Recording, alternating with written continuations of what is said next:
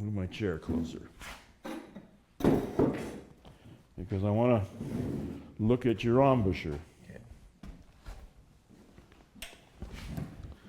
Sometimes if you're sounding good, one doesn't want to fix an embouchure.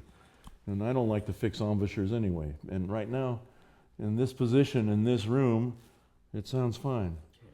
But start over again, just for the first phrase or two.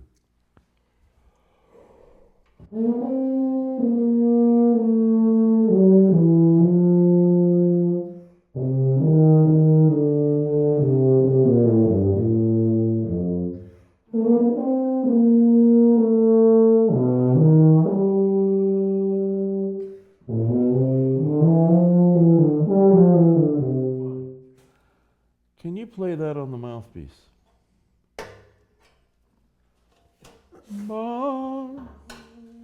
There we go.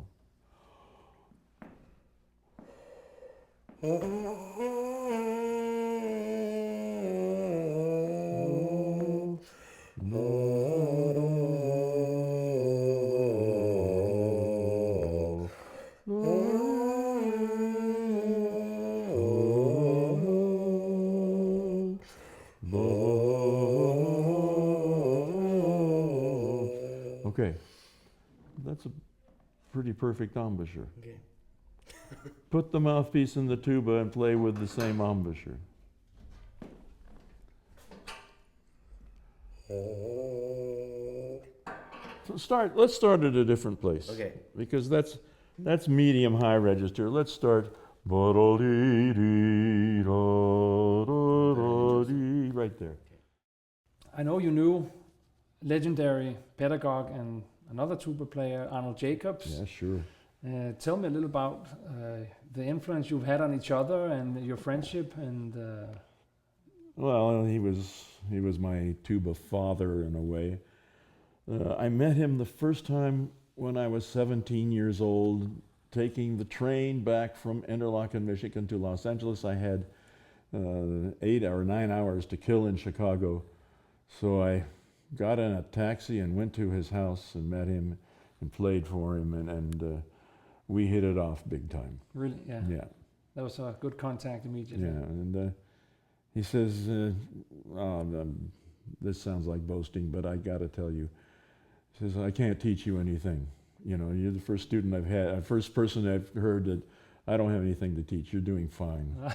Of course, that changed. Things changed like that. Sure, sure.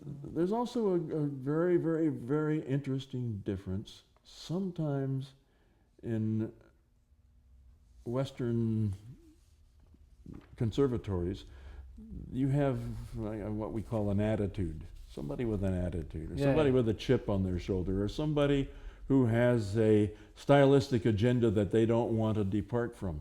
Mm-hmm. Nothing like that. Nobody has an attitude.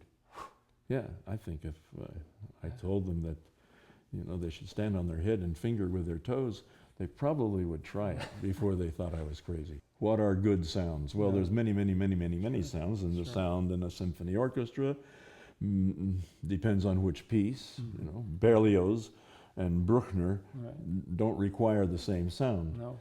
And so is it with many different composers. It requires different sounds. And this, what you do in the symphony orchestra isn't the same that you do as a soloist. And so we are required, brass players, and I guess woodwind players too, to take on many identities. And adjust so, to acoustics, different situations. But also not to just have one voice, but to have several voices that fit in the context right. of the music. Right.